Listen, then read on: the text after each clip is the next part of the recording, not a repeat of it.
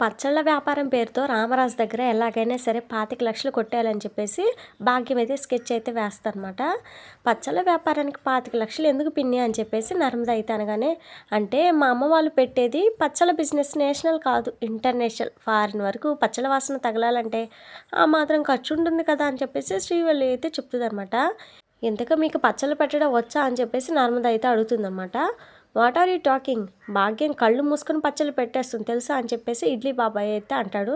కోతలు భలే కూస్తున్నారు బాబాయ్ అని చెప్పేసి కావాలనే రెచ్చగొడుతూ ఉంటుందన్నమాట ప్రేమ.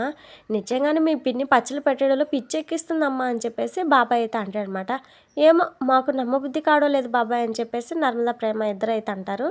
అయితే మిమ్మల్ని నమ్మించాల్సిందే, భాగ్యం పచ్చళ్ళ దెబ్బ చూపించాల్సిందే అని చెప్పేసి వెంటనే మామిడికాయలు తెప్పించండి అని చెప్పి పచ్చళ్ళు పెట్టడంలో మీ పిన్ని చేయి తిరిగిందే కాదు కాలు తిరిగింది కూడా అని చెప్పేసి నిరూపిస్తా అని చెప్పేసి ఇడ్లీ బాబాయ్ అయితే అంటాడనమాట. మీరు సూపర్ బాబాయ్, మీరు పెట్టిన పచ్చడి మామయ్య గారు టేస్ట్ చేస్తే దెబ్బకి 25 30 అడిగినా ఇస్తారని చెప్పేసి ప్రేమ అయితే అంటుంది. ఇక ఇడ్లీ భాగ్యం వల్ల అయితే ఇదే మనకి మంచి అవకాశం అని చెప్పేసి పచ్చళ్ళు పెట్టడానికి రెడీ అయితే అయిపోతారనమాట. ఇక శ్రీవల్లి ఏమో నిజంగానే రామరాజు 25,00,000 ఇస్తాడేమో అని చెప్పేసి అనుకుని, అమ్మోయ్ నాకు 10,00,000 ఇవ్వ, ఆ విశ్వగాడు టార్చర్ చేస్తున్నాడు, అమూల్యతో రాయబారం చేయమంటున్నాడు, లేదంటే ఆ 10,00,000 ఇవ్వమంటున్నాడే. మామయ్య 25,00,000 ఇస్తే అందులో నాకు 10,00,000 ఇచ్చావంటే వాడి మొహాన్ని కొట్టి నేను ప్రశాంతంగా ఉంటాను. ఈ విషయం మా మామయ్యకి తెలిస్తే నా కాపురం ఎక్కడ కూలిపోతుందని భయంగా ఉంది అని చెప్పేసి శ్రీవల్లి అయితే అంటదనమాట. సరేలే అమ్ముడు, మీ మామ డబ్బులు ఇవ్వగానే నీ చేతిలో పెట్టేస్తా అని చెప్పేసి అంటుందన్నమాట.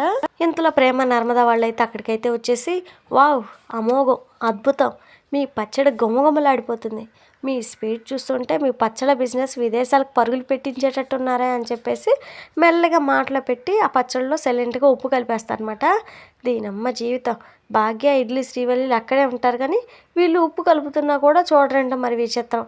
డైరెక్ట్ చూడొద్దని చెప్పినట్టున్నాడు. అయితే భాగ్యంగా డౌట్ అయితే వస్తుందన్నమాట. వీళ్ళు నన్ను ఓవైపు తిడుతూనే మరోవైపు పొగుడుతున్నారంటే వీళ్ళ స్కెచ్ ఏంటో నాకు అర్థం కావడం లేదని చెప్పేసి భాగ్యం అయితే అంటుంది. ఇక రామరాజు వచ్చేసరికి భాగ్యం అయితే పచ్చళ్ళ బిజినెస్ గురించి చెప్తూ ఉంటుందన్నమాట. వేదవతి, అంత చిన్నగా చెప్తున్నారేంటి అత్తయ్య, భాగ్యం పికిల్స్ అని దేశ విదేశాల్లో విస్తరించి ప్లాన్ చేస్తున్నారంట అని చెప్పేసి ఇక నర్మదా ప్రేమ వాళ్ళైతే అంటారన్నమాట. అవునా, చాలా మంచి పని చేశారమ్మా, రుచికరమైన పచ్చళ్ళకి భలే డిమాండ్ ఉంటుందని చెప్పేసి రామరాజు అయితే అంటాడు. రుచి విషయంలో రాజీ పడం అస్సలు తగ్గేదేలే, మేము పచ్చళ్ళ వ్యాపారంలో అంతెత్తుకి ఎదగడం మీ చేతుల్లోనే ఉందని చెప్పేసి ఇక ఇడ్లీ బాబు అయితే అంటాడనమాట. నా చేతిలో ఉండడం ఏంటి అని చెప్పేసి అనగానే, ఏం లేదండి, పెట్టుబడి కోసం ఓ 20,00,000 అవసరం అవుతాయంట, అప్పు ఇప్పించి మరీ అడుగుతున్నారని చెప్పేసి వేదవతి అయితే చెప్తుంది అనమాట. అవునన్నయ్య గారు, నెల నెల కట్టేసుకుంటాం, ఏడాదిలోపు మీ డబ్బులు మీకు తీర్చేస్తాం, మా పచ్చళ్ళ టేస్ట్కి కోట్లల్లో డిమాండ్ వచ్చేస్తుందని చెప్పేసి ఇక ఇద్దరు అయితే అంటారన్నమాట.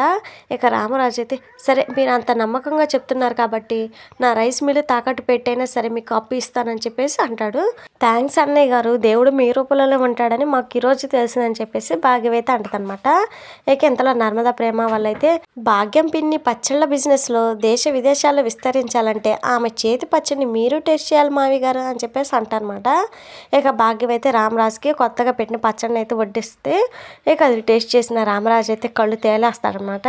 ఇక తర్వాత తిరుపతి సాగరు పెద్దోడు అందరూ నాకు పెట్టండి అని చెప్పేసి అనగానే ఇక వాళ్ళందరికీ ముద్దలు అయితే పెడతాడు రామరాజు. ఇక అందరూ అయితే తిని పరుగులు పెడుతూ ఉంటారనమాట. ఏమైంది అన్నయ్య గారు అని చెప్పేసి భాగ్యం అయితే అనగానే, చీచి దీని పచ్చడి అని ఎవరైనా అంటారా, ఉప్పు కషం అని చెప్పేసి అంటాడనమాట. మీరు భలే ఉన్నారు బావగారు, మీ చెల్లెలు కళ్ళు మూసుకొని ఉప్పేస్తుంది తెలుసా అని చెప్పేసాను. కానీ అందుకే ఎంత దరిద్రంగా ఉంది, పచ్చడి అంటే అమృతంలా భావిస్తారు మన తెలుగు వాళ్ళే కాకుండా దేశ విదేశాల్లో ఉన్న వాళ్ళకు కూడా ఆవకాయ అంటే ఒక ఎమోషన్. కానీ మీరు ఇంత చండాలంగా చేస్తారా, ఇలా చేస్తే ఎవడు కొంటాడు, ఈ పచ్చళ్ళ వ్యాపారం మీ వల్ల కాదు కానీ వేరే వ్యాపారం చూసుకోండి అని చెప్పేసి అక్కడి నుంచి అయితే వెళ్ళిపోతాడు అనమాట రామరాజు. ఇక ఒకళ్ళ తర్వాత ఒకళ్ళు అక్కడి నుంచి అయితే వెళ్ళిపోతారనమాట. ఇక తర్వాత ఇక ఏంటి వదిన గారు ఇలా చేశారు, పచ్చళ్ళు పెట్టడం రాకుండా బిజినెస్ పెడతారా, ఏడ్చినట్టు ఉందని చెప్పేసి వేదవతి కూడా అక్కడి నుంచి అయితే వెళ్ళిపోద్ది అనమాట. అది కాదు భాగ్యం, నువ్వు ఉప్పు వేస్తే తిరిగి ఉండదు కదా, మరేంటి ఇంత తేడా కొట్టేసిందని చెప్పేసి బాబాయ్ అయితే అడుగుతాడనమాట. సరే ఒకసారి రుచి చూడండి అని చెప్పేసి తను కూడా తినేసరికి ఇక ఇడ్లీ శ్రీవల్లి వాళ్ళకి కూడా రుచి చూపిస్తారనమాట. చిచి ఎంత ఉప్పు ఉంది ఏంటని చెప్పేసి అనుకుంటారు ముగ్గురు.